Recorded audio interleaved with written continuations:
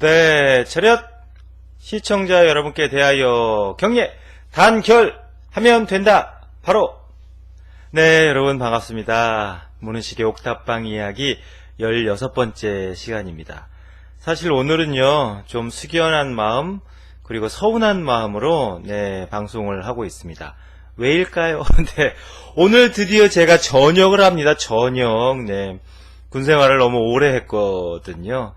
오늘 제 군생활 에피소드 종결을 지으려고 합니다. 완결판이죠. 네, 그래서 좀 마음이 숙연하고 서운하기도 하고 만감이 교차하고 그렇습니다.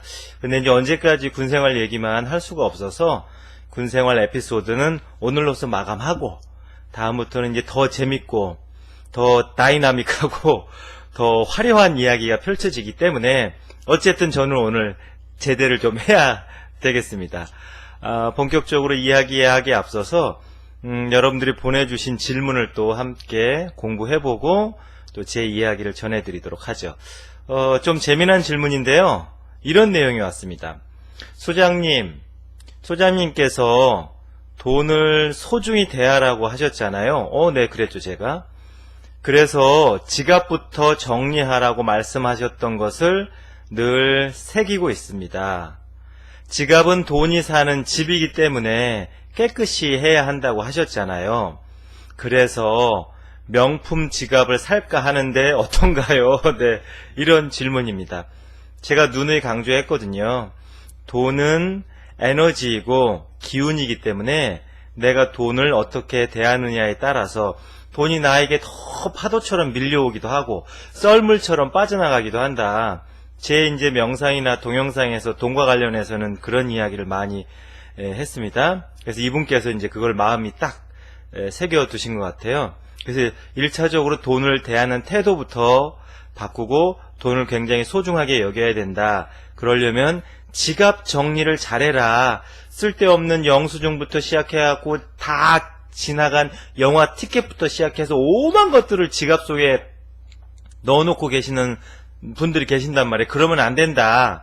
너 같으면은 그런 지저분한 집에서 살고 싶겠냐. 뭐 이런 얘기를 제가 많이 했었잖아요. 그래서 이분이 그러면은 지갑 정리를 할 게 아니라 아예 좋은 명품 지갑을 살까? 네, 이런 질문을 하신 거예요. 그런데 여러분, 이런 질문이 정말 좋은 질문입니다. 왜냐면 솔직하게 본인이 겪고 있는 삶의 문제를 이렇게 직접적으로 물어보는 게 굉장히 바람직하고 긍정적인 질문이에요. 괜히 무슨 뭐 고차원적인 거, 철학적인 거, 형이상학적인 거 그런 거 물어봐요. 여러분들 별무 소용입니다. 별로 소용없어요. 내가 삶을 긍정적으로 변화시키고 싶은데 이런 게 지금 걸림돌입니다. 이런 게 저를 좀 고민스럽게 합니다. 아니면 제가 더 창조적이고 아름답게 제 인생을 살아가려면 방향을 어떻게 해야 합니까? 이런 게 정말 좋은 질문이라는 거죠. 그래서 이분의 질문 이렇게 솔직하고 그리고 본인이 직접 겪고 있는 문제를 물어봐 주시는 게 저로서도 매우 다행이고 여러분들에게도 도움이 많이 될 겁니다. 근데 이제 제가 드리는 답은 뭐냐면요. 사람 따라 다르다. 소장님, 그런 대답은 누구는 못해요. 네. 대답은 할 수 있지만 그 다음에가 중요해요. 여러분, 명품을 지닐수록 운이 상승하고 돈이 따라오는 사람이 있습니다. 반면 명품을 지니면 안 되는 사람이 있어요. 명품을 지니면 지닐수록 오히려 운이 하강하고 돈이 그냥 36개 주랭랑을 치면서 도망가는 사람도 있단 말이에요. 그것은 뭐냐면 에너지의 그릇이 달라서 그렇습니다. 기운의 크기의 차이 때문에 그런 거예요. 그러면 그 에너지의 차이 또 기운의 그릇의 크기는 무엇을 통해서 달라지느냐? 돈을 얼마나 소중하게 느끼느냐. 이 차이가 잠재의식 속에 스며들어서 그 사람이 돈을 얼마만큼 담아낼 수 있는 그릇이냐, 이걸 만든다는 거죠. 예를 들면 넉넉해요. 넉넉한 사람이 명품을 사거나 아니면 조금 자신의 어떤 그 사회적 지위랄까, 아니면 자신의 어떤 그런 인품이랄까, 아니면은 자신의 어떤 품이랄까, 이런 걸 지키기 위해서 그런 것을 이렇게 돈을 쓰면 일단 잠재의식에서 그런 걸 굉장히 편안하게 생각하고 나는 그럴 권리가 있다고 느끼고, 그래서 기운이 편안하단 말이에요. 편안한 기운 속에 그렇게 명품을 사고 좋은 것들을 나에게 이렇게 선물해 주면 오히려 에너지가 상승하게 되죠. 그러면서 이제 그 그릇이, 기운에, 돈을 담아낼 수 있는 기운의 그릇이 커지는 거예요. 근데 지금 살림이 좀 빠듯하고, 예를 들면은 굉장히 궁핍한 생활을 하는데, 명품을 지니면 내 운이 상승한다더라. 이 잠재의식 속에 자꾸 나도 이런 것을 누릴 수 있고 이런 것을 가질 만한 자격이 된다고 나에게 선물해 줘야 돼. 샵, 나를 위한 선물, 샵, 나를 위한 배려하면서 무리를 해서 명품을 산단 말이에요. 그러면 자기도 모르게 그 잠재의식 속에 불안감이 싹 트는 겁니다. 이 현재의식, 표면의식에서는 아무리 나 이런 걸 누릴 자격이 있어 라고 생각을 해도 그게 몸과 기운으로 느끼기에는 굉장히 불안한 겁니다. 설사 그런 이제 불안함을 감소하고 자신의 운을 풍요롭게 하기 위해서 지름신과 이제 접신해갖고 이제 질렀다. 그래서 이제 명품 지갑을 샀다 손 칩시다. 그러면 여러분 가만히 생각해 보세요. 그렇게 무리를 해서 명품 지갑을 샀습니다. 그럼 며칠은 참 기분이 좋겠죠. 근데 중요한 얘기는 그 명품 지갑을 지니고 있을 때 그 지갑 안에 들어있는 돈을 소중하게 생각할까요? 그 명품 지갑을 소중하게 생각할까요? 여러분, 무리를 해서 명품을 사면 돈보다 명품을 훨씬 소중하게 대하게 되어 있습니다. 그래갖고 여러분들, 이거는 제가 이제 여성분들을 폄하하는 얘기가 절대 아닙니다. 예를 들면 어떤 분이 무리를 해서 명품을 사가지고, 예를 들면 이렇게 길을 가다가 넘어졌는데, 뭐부터 챙긴다고 그래요? 넘어지면서 명품부터 이렇게, 챙긴다고 하지 않습니까? 왜냐면 그 순간 나보다 명품이 더 소중한 거예요. 왜? 무리를 해서 샀기 때문에. 여러분, 돈 자체를 소중하게 여기는 사람한테 자꾸 가려고 하지, 돈보다 명품 지갑을 더 소중하게 대하면 너는 잘 있어, 너는 나보다 명품 지갑이 훨씬 더 소중하구나 하고 오히려 떠나버린다는 거죠. 그래서 명품을 지녔을 때 운이 상승하는 사람이 있는가 하면 명품을 지닐수록 오히려 운이 하강하는 사람이 있다. 그것은 어떤 차이는 있느냐? 명품보다, 그러니까 명품 지갑이 됐든, 명품 벨트가 됐든, 명품 가방이 됐든, 그거보다 내가 100원짜리 한 장이라도, 10원짜리 한 장이라도, 1000원짜리 하나라도 명품보다 그 돈 자체를 소중하게 대할 수 있느냐.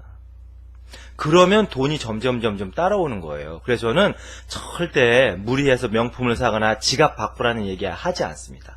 허름한 지갑이라도, 싸구려 지갑이라도 그것을 소중하게 여기고, 그거보다 더 중요한 동전 한 입, 1000원짜리 한 장, 10,000원짜리 한 장을 정말 수십 년 지기 친구처럼 다정하게 대할 줄 알 때, 정말 사랑하는 연인을 대할 줄 알 때, 그 동전 한 잎이 100원짜리 하나가 10,000원짜리가 되고 10만원짜리가 되고 100만원짜리 에너지로 성장한다는 거예요. 그러니까 명품 지갑을 사려고 하기에 앞서서 나는 정말 지갑보다, 내가 가지고 있는 물건보다 돈을 소중하게 대할 수 있느냐. 그리고 한 단계 더 나아가서 이 돈이 에너지요, 기운이라는 걸 알아서 이 종이 쪼가리, 여러분 사실 돈이 종이 쪼가리거든요. 그러나 돈은 종이 쪼가리 이상의 에너지와 기운이요, 흐름이라고 제가 늘 말씀드렸잖아요. 그러니까 지갑보다는 돈보다는 돈이라고 하는 그 풍요의 에너지가 나에게 훨씬 소중하게 느껴지고 다가선다면 그때 명품을 사도 늦지 않다. 그러니까 내가 가지고 있는 물건보다 그것을 살 수 있는 능력, 더 나아가서는 그것이 이제 풍요의 에너지잖아요. 그 풍요의 에너지를 내가 키워가는 것, 이게 이제 훨씬 중요합니다. 그래서 사실은 기운학에서도 이렇게 이제 물건을 사치하는 사람, 뭐 저는 명품을 사는 걸 다 사치라고 이야기하진 않습니다. 그게 필요한 사람도 있어요. 그래서 그렇게 과도하게 물건에 사치를 하면 오히려 운이 하강한다고 봅니다. 동양에서도. 그러니까 중요한 것은 내가 그러한 것들을 다 품어 안고 그러한 것들을 다 담아낼 수 있는 그런 그릇, 기운의 그릇을 키우는 것이 중요한데, 그 그릇의 기운은 어떨 때 커지느냐? 10원짜리 한 입도 아주 소중하게, 너무너무 감사하게, 너무너무 다정하게 대할 때, 실제로 그런 감정을 느낄 때 풍요의 그릇이 점점 커져서 나중에는 정말 태평양 바다 같은 풍요 속에서 내가 살게 되는 겁니다. 그러니까 여러분들 명품 같은데 너무 에너지를 빼앗기지 마시고 제가 말씀하신 요 본질에 조금 몰입을 하시면 훨씬 더 여러분들이 풍요롭게, 그리고 본인이 원하는 것을 하면서 그렇게 살 수 있습니다. 질문에 대해서 좀 말씀을 드렸고요. 자, 제가 그 병장을 달고 별명이 하나 생겼습니다. 일명 코코아 병장. 네. 제가 이제 병장을 달고 우리 장병들을 위해서 정말 뭔가를 해야 되겠다, 이런 생각을 늘 갖고 있었다고 했잖아요. 남들이 보기에는 분명한 꽃보직이죠. 왜냐하면 대대장님을 모시는 당번병을 했고, 또 이제 불교 법회를 주관하는 군종병이었기 때문에 남들이 볼 때는 정말 편하게 군생활을 하고 있는 거다라고 이제 바라볼 수 있죠. 그게 이제 저는 부채의식이 있었어요. 남들이 볼 때 정말 편안한 꽃보직을 내가 담당하고 있기 때문에 어떻게 해서든지 장병들을 위해서 내가 봉사해야 된다, 헌신해야 된다, 이런 마음이 있었거든요. 그래서 한 게 뭐냐면, 이제 시간이 날 때마다 저녁에 그 GOP 철책선은 이게 경계 근무를 24시간 씁니다. 이제 저녁에도 이제 쭉 그 장병들이 초소를 이제 교대하면서 1시간 근무하고 또 다른 초소로 이동하고 이렇게 하면서 이제 쭉 그 152마일인가 그 휴전선은 불 꺼지는 날이 없는 거예요. 여러분들은 잠들었어도 그 휴전선은 잠들지 않아요. 그 철책은 잠들지 않아. 그 장병들이 늘 거기를 그렇게 이제 순찰하고 교대하면서 우리나라 안보와 국방을 이렇게 지키고 있단 말이에요. 근데 이제 특히 이제 한겨울 같은 경우, 여러분 철원 같은 경우는 한겨울에 뭐 영하 20도 아주 극한의 추위가 찾아오면 30도 떨어지는 건 일도 아니에요. 그래서 그냥 예를 들면 우리 그냥 우스갯소리로 소변을 보면 그게 그냥 물줄기가 그대로 얼어버린다는, 네. 예, 눈 감았다 뜨면 이게 얼어붙어 하고 안 떠진다는, 네, 이런 우스갯소리를 하고도 그랬거든요. 이게 워낙 춥다는 얘기죠. 한겨울 그 추위 속에서 경계 근무를 쓴다는 게 6시간, 7시간 밤을 꼴딱 세워가지고 경계 근무를 쓴다는 게 여러분 쉬운 일 아닙니다. 첫째는 너무 춥고요. 둘째는 너무 지루하고 심심하고, 그래요. 그래갖고 이제 제가 한 게 뭐냐면, 코코아를 이제 타가지고, 왜냐면 커피는 빈속에 이제 마셔야 되니까, 그게 이제 해롭죠. 그래서 이제 코코아, 맛있게 이제 코코아를 타가지고, 그냥 큰 통에다가, 큰 보온통, 그 알루미늄으로 된, 알루미늄이 아니라 스탱이라고 하네요. 우리 어머니들 전문 용어로 스탱통으로 된 그 보온통에다가 코코아를 이제 가득 따뜻하게 담아가지고 이제 한 통을 딱 준비를 하고, 그리고 이제 군인들이 좋아하는 게 자유시간이에요, 자유시간. 그 쪼꼬바 있잖아요. 다른 거보다도 같은 쪼꼬바래도 자유시간을 좋아해요. 왜 그러느냐? 이게 브랜드예요. 말하자면 이름을 잘 지었어. 군인들이 제일 원하는 게 자유시간이거든요.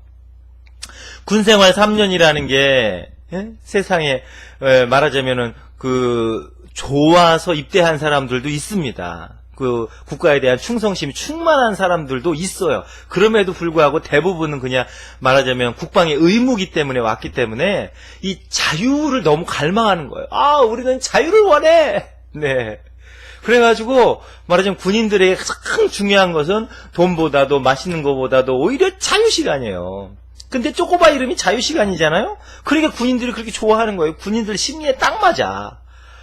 아마 이 자유시간이라는 그 쪼꼬바의 이름을 붙인 사람은 아마 GOP에서 군 생활을 하신 그런 아마 육군 병장 출신일 거예요. 어쨌든 그래갖고 이제 제가 이제 한 겨울이 되면 그렇게 이제 스탱통에다 보온통에다가 코코아를 따뜻하게 그냥 한가득, 여러분 그거 굉장히 무겁습니다. 차라리 군장을 매는 게 낫지. 그걸 이제 한쪽에다가 이제 들고 또 한쪽에다가는 이제 자유시간을 그득 담은 이제 말하자면 가방을 하나 들고, 우리 부대 그걸 섹타라고 그래요. 말하면 구역이죠. 전문 용어로 나와바리. 네, 나와바리는 일본말 띡. 네.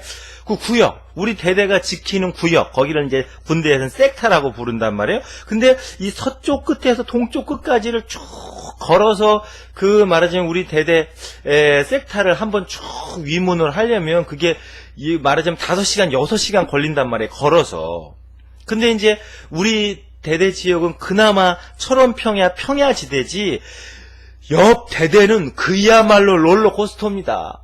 이게 막 산 능성을 타고 이제 철책이 이제 가로질러 있어갖고 거기를 이제 왔다 갔다 하려면 정말 젊은 나이에 무릎 다 나가 그 캐토톱인가요? 그걸 붙여야 되는 그런 상황이 온단 말이에요. 그래도 저는 다행이라고 생각했어요. 왜냐면 우리 군대의 그 지역이 말하자면은 그 평지였기 때문에. 근데 이제 6시간, 7시간 정도 걸려요. 왜냐면 그 어떤 지역을 지키는 병사들은 위문을 해주고 아닌 병사들은 이게 또 이제 소문도 나고 차별도 되기 때문에 다 해야 된단 말이에요. 어차피 처음부터 끝까지 다 해야 돼요. 그래갖고는 이제 밤새도록 이제 그 코코아를 장병들에게 나눠주고 또 자유시간 하나 주면은 그렇게 좋아합니다. 그렇게 좋아해요. 근데 이제 코코아하고 이제 자유시간만 줄 수 있나요? 초소에서 이제 이런저런 얘기, 고민도 들어주고 또 재미난 얘기도 해주고 이제 그러는 거죠. 그러다가 이제 한참 또 이제 코코아를 돌리다가 이 장병들이 또 이게 트렌드가 있어가지고요. 간식에도 트렌드가 있어요. 트렌드가 있어서 이걸 바꿔줘야 돼, 한 번씩. 하고 고민하다가, 코코아가 이제 조금 물릴 정도가 됐으니까 이제 뭘 우리 장병들에게 주면 좋을까 생각을 하다가, 쇠고기 스프. 쇠고기 스프를 좀 묽게, 스프보다는 조금 묽게 해서 후루룩 마실 수 있게 따뜻하게 이렇게 끓여가지고 갖다가 주면 좋아하겠다. 근데 완전 대박 났잖아요. 문병장님 어떻게 쇠고기 스프를 이렇게 끓여다 주실 생각을 했냐는 거예요. 특히 새벽이 되면 좀 출출하거든요.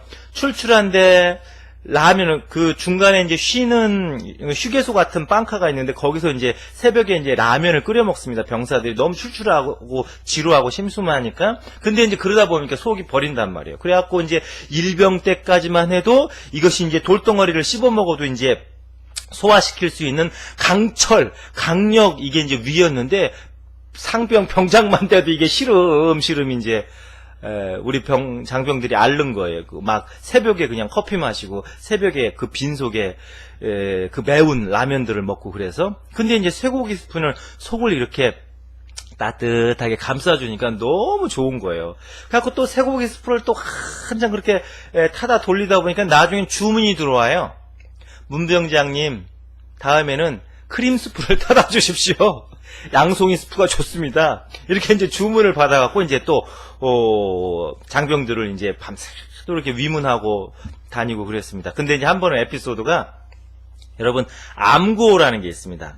암구호는 뭐냐면 이제 초소와 초소를 이렇게 교대를 할 때, 밀어내기식 교대라고 하는데요. A 초소에서 또 B 초소로 가고, B 초소에서 C 초소로 가고, 이렇게 초소를 옮길 때마다 암호를 서로 대는 거예요. 예를 들면 내가 사과, 그러면 저쪽에서 바나나, 이러면 이제 아군인 거예요. 그럼 이제 또 이동하고. 이게 원래 이제 GOP에서는 다 실탄을 가지고 다녔거든요. 실탄 장전이 되어 있어요, 총에. 그래갖고 암구호가 틀리면 두세 번 물어봤다가 제대로 대답을 못하면 빵! 하고 당겨야 돼요. 그게 이제 적일 수 있으니까. 그래서 이제 우리가 초소 투입하기 전에 다 암구를 숙지를 하거든요. 근데 이제 그날은 제가 이제 부지런히 뭘 하다 시간이 좀 늦었어요. 그래갖고 부지런히 쇠고기 스프를 이제 또 그냥 팔팔 끓여가지고 그 보온통에다가 큰 보온통에다 넣고 이제 또 자유시간 챙겨서 막 가느라고 암구호를 못 챙긴 거예요. 지금 생각하면은 참 가슴이 철렁 내려앉죠. 암구호를 숙지를 못하고 이제 딱 GOP로 들어갔어요. 근데 저쪽에서 바나나 그런 거예요. 예를 들면. 근데 제가 대답을 못한 거예요. 대답을 못하고 나 문병자 이런 거예요. 그냥 문병자. 아니 암구호가 생각이 안 나니까. 근데 참 여러분 고마운 것이 제가 이제 하도 그렇게 이제 철책을 밤이면 밤마다 코코아를 타서 또 어느 날은 쇠고기 스프를 끓여서 어느 날은 또 크림 스프 장병들의 그 요청을 받아가지고 그러면서 늘 장병들을 위문하니까 제가 암구호를 까먹었는데 나 문병자 그러니까 코코아 병장님 하면서 그냥 저를 그냥 방아쇠를 안 당기고 저를 그렇게 이제 받아준 그런 에피소드가 있습니다. 생각해보면 제가 국방 체계를 무너뜨린 장본인이죠. 원래 그러면 안 되거든요. 영창 가야 돼요. 군기문란입니다. 제가 군기문란의 주범이에요. 안 그랬으면 예를 들면 그 초소에서 근무했던 사병이 정말 군기가 철저히 들어가지고 바나나 그쪽에서 그랬는데 내가 암구호를 못했다. 그러면은 빵 하고 방아쇠를 당겨야 되거든요. 그러면 저는 뭐 요단강을 헤엄쳐 가가지고 지금 염라대왕 앞에서 옥탑방 이야기를 이렇게 썰을 풀고 있겠죠. 어쨌든 이제 그런 에피소드. 근데 그렇게 할 수 있었던 것은 병사들하고 저하고 매우 끈끈한 정과 신뢰관계가 있었기 때문이다. 원래는 그렇게 하면 안 돼요. 제가 잘했다는 게 아니라 하도 그렇게 이제 밤마다 그렇다고 일주일 내내 코코아를 돌리고 자유시간을 나눠준 건 아니지만 그래도 불교 군종병 문병장이 그렇게 사병들에게 특히 이제 추운 겨울이 되면 그렇게 어김없이 짜자잔 하고 나타나서 장병들을 위로해주고 위문해준다는 게 이제 쫙 소문도 퍼져 있고 서로 이렇게 정이 들다 보니까 나중에는 초소에 이렇게 위문을 가면은 집안 고민이나 아니면은 연애 상담을 또 제가 그렇게 잘해줬습니다. 문병장님 드디어 고무신을 거꾸로 신었습니다 하면서 이제 그러면 그런 얘기 다 들어주면서 위로해주고 달래주고 이제 그랬던 거죠. 근데 이제 제가 한 번은 그날 이제 부대에 무슨 일이 있어갖고 이제 저도 이제 막 이것저것 이제 일 처리를 한 너무 피곤한 거예요. 너무 피곤한데 그냥 잠자리에 들까 하다가 차마 그러지 못하는 마음이 있어요.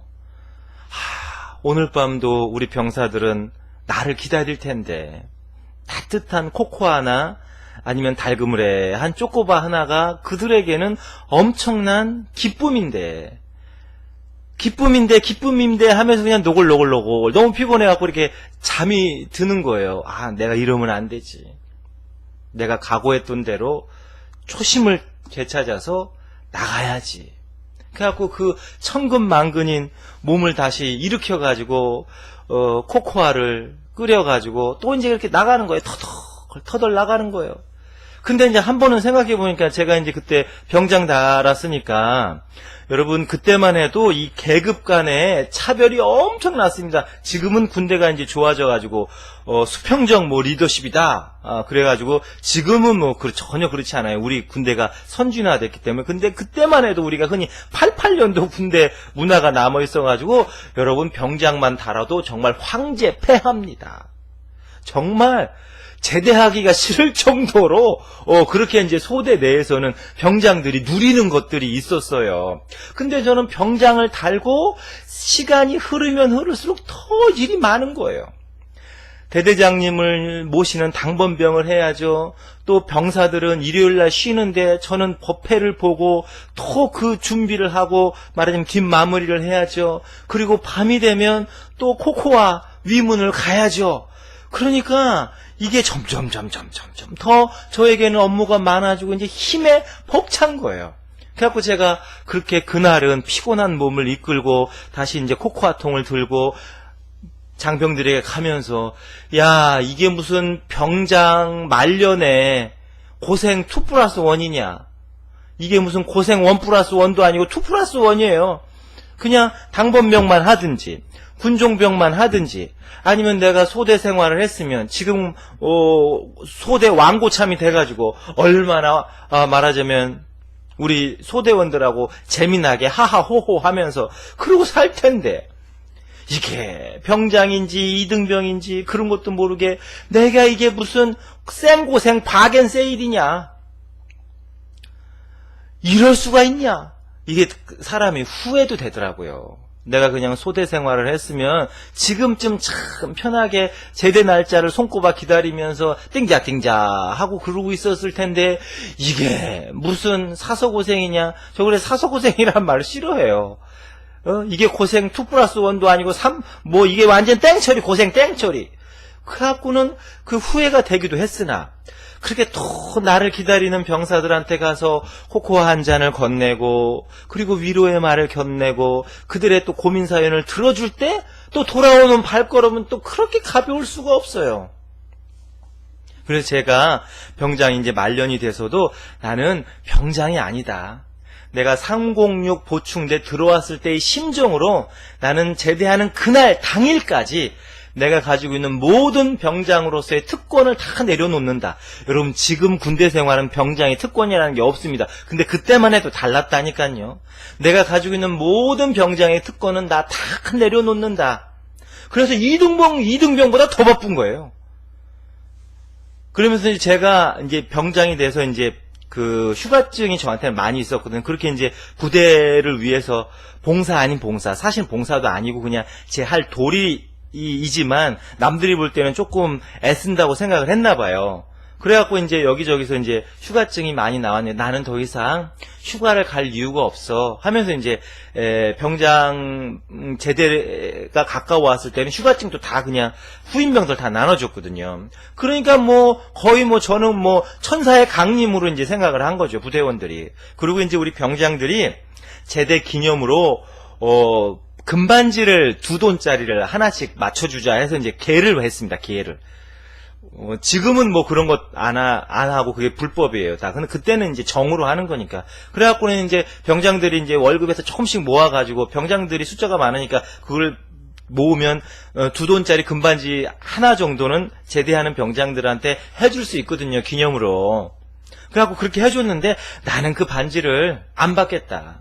내가 한 게 있다고 여러분들이 그렇게 월급 모아가지고 개 묻어가지고 해준 금반지를 내가 어떻게 무슨 염치로 받겠느냐 해서 저는 금반지도 안 받고 제대를 했거든요.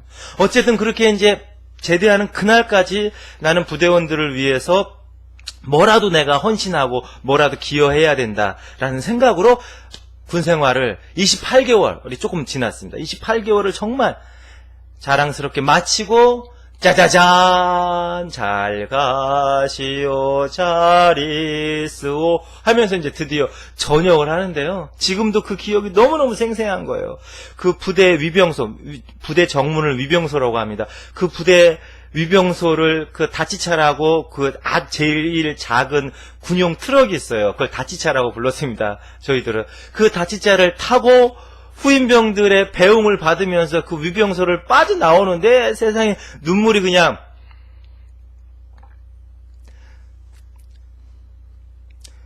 주르륵 흐르는 거예요, 제가.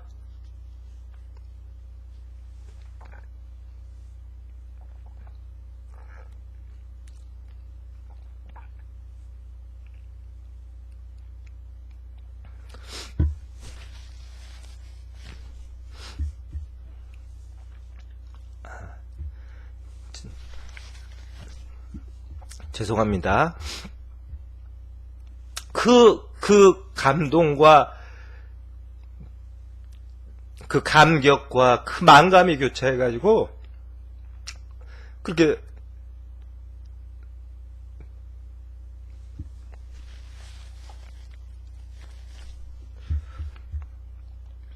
눈물이 흐르더라고요. 네. 근데 중요한 것은 그렇게 제대를 하고 나서 제가 온몸에 전율을 느낄 정도로 깨달은 사실이 있었습니다. 제가 306 보충대에 들어가면서 정말 마음속에 소망 아닌 소망이 생겼다고 했었죠. 나 편안한 군생활 하고 싶다. 그 사연을 아시는 분들은 아마 아실 겁니다. 나 정말 군생활 편하게 하고 싶다. 안 그러면 나 죽을 것 같았으니까요. 그렇게 이제 군생활 편하게 하고 싶다는 소망이 생겼는데 내 생각과는 전혀 다르게 전방 상승 열세부대 5사단에 배치됐고 그게 너무너무 괴로워서 소대에 적응을 못하고 있다가 군종병이라는 또 다른 이제 소원이 생겼고 행군하면서 제가 뭐라고 그랬다고 그랬어요. 10시간 행군하면서 왼발에 군종병 오른발에 소원성취를 기도하면서 그렇게 10시간을 행군을 했고 기적적으로 당번병과 군종병이 됐다고 했잖아요. 그래서 나는 그러고 이제 지내다가 백마고지에서 희생당한 6.25 영령들을 위해서 천도제를 지냈고 그리고 이제 귀순자 밥상을 제가 또 차려드렸다고. 그리고 이제 불교 군종병임에도 불구하고 교회를 지었다고. 그리고 밤이면 밤마다 우리 장병들을 위해서 내가 할 수 있는 것을 최선을 다해야 되겠다라고 하면서 그렇게 이제 제대하는 그날까지 그러다가 이제 전역을 했지 않습니까? 그런데 이게 놀라운 이야기가 있습니다. 뭐냐면 내가 왜 군생활을 그렇게 할 수밖에 없었나. 그걸 제대하고 알게 된 겁니다. 제가 고등학교 때 그렇게 연산군보다 더 폭군 같은 우리 아버지의 가정폭력, 술주정 때문에 그렇게 괴로워하면서 마음속에 나도 행복하게 살고 싶다라는 간절한 제 인생의 소망이 내 전체 인생을 두고 나는 정말 행복이라고 하는 그 세계를 내가 한번 탐험해보고 싶고 행복이라는 그 키워드를 나는 내가 평생 수도승의 화두처럼 내 가슴에 품고 살겠다. 그런 각오를 다졌다고 했잖아요. 그래서 대학을 선택할 때도 내 스스로도 행복하고 많은 사람들을 행복하게 해줄 수 있는 학교와 학과를 선택해서 제가 지방으로 유학을 당당하게 떠났다고 했지 않습니까? 그런데 군생활이 바로 그것이었습니다. 내가 왜 제대하는 그날까지 누가 시키지도 않았는데 부대원들을 위해서, 부대 발전을 위해서, 그리고 병사들을 위해서 그렇게 내 월급까지 다 털어가면서 내가 가지고 있는 모든 것들을 그들에게 주어가면서까지 나는 왜 그렇게 했던가. 그리고 상공료 보충대에서 편한 군생활을 하고 싶다는 소망이 왜 생겼고 그리고 5사단에 나는 왜 배치가 됐던가. 그게 고등학교 때 마음먹었던 나의 간절한 소망. 행복하게 살고 싶고 누군가에게 행복을 전해주고 싶다라는 것에 대한 우주의 응답이었다는 거죠. 제가 만약 일반 소대에 일반 병장으로 생활을 했다면 저는 전 부대원을 만날 기회 자체가 없습니다. 제가 뭘 하고 우리 부대원들이 5,600명 되는데 그들과 내가 어떻게 인연이 되었을 것이며 우리 소대만에서 생활했다면 우리 소대원들만 챙기고 우리 소대원들하고만 아기자기하게 재밌게 살아가면 됩니다. 불교 군종병이 됐기 때문에 대대장 당번병이 됐기 때문에 고민하는 병사들, 괴로워하는 병사들, 힘들어하는 병사들에게 내가 손길을 내밀어 줄 수 있었고 그들을 잡아줄 수 있었던 거예요. 여러분 이게 놀랍지 않습니까? 고등학교 때 품었던 그 간절한 소망, 나도 행복하게 살고 싶지만 다른 사람도 행복하게 해주고 싶다는 그 소망이, 그 간절한 소망이 그렇게 드라마틱한 스토리로 군대에서 펼쳐진 겁니다. 제가 그걸 알고 너무너무 놀랬죠. 그땐 정말 펑펑 울었습니다. 여러분, 그래서 모든 소망은 연결되어 있어요. 여러분들이 과거에 품었던 소망이 지금의 삶으로 연결되어 있고, 여러분들이 지금 무슨 소망을 품고 있을지는 모르겠지만 여러분들이 지금 품고 있는 소망은 미래의 더 큰 소망을 위한 징검다리예요. 여러분, 소망과 꿈은 열차와 같습니다. 이번 역을 지나야 다음 역에 가요. 그렇게 행복에 대해서 고민하고 사람들을 행복하게 해주고 싶다라는 그 소망이 군대에서 그렇게 화려하고 드라마틱하게 펼쳐질 줄 어떻게 알았냔 말이에요. 그리고 그 얘기로, 그 스토리와 내가 경험했던 그 체험으로 여러분들에게 또 다른 메시지를 전해드리고 있잖아요. 이게 살아있는 인생이라는 겁니다. 이게 살아있는 기적이에요. 이게 우주가 나와 함께 나의 인생을 정말 경이롭게 펼쳐주는 한편의 영화 같은 이야기죠. 그래서 여러분, 지금 내가 품고 있는 모든 소망이 미래의 그 어떤 더 큰 꿈의 디딤돌이고, 여기에 이 역을 지나야만 다음 역에 더 아름답고 경이로운 이야기와 스토리가 기다리고 있는 겁니다. 여러분, 그래서 저는 지금도 그렇게 생각하지만 그걸 깨닫고 나서부터 내가 지나는 모든 역이 경이롭습니다. 그 역이 고통스럽고 힘들고 어려울지라도 거기에는 나름의 경이로움이 있어요. 왜? 그 역을 지나야 저 개선문이 펼쳐져 있고 내가 그 다음에 도착할 역이 나를 마중하고 환영하기 때문이죠. 내가 지나는 모든 역이, 내가 밟고 건너는 모든 징검다리가 경이로운 겁니다. 여러분, 오늘은 여기까지 하고요. 드디어 저 제대합니다. 군대 이야기는 여기서 마칠게요. 감사합니다. 여러분의 인생은, 당신의 인생은 행복하고 성공합니다.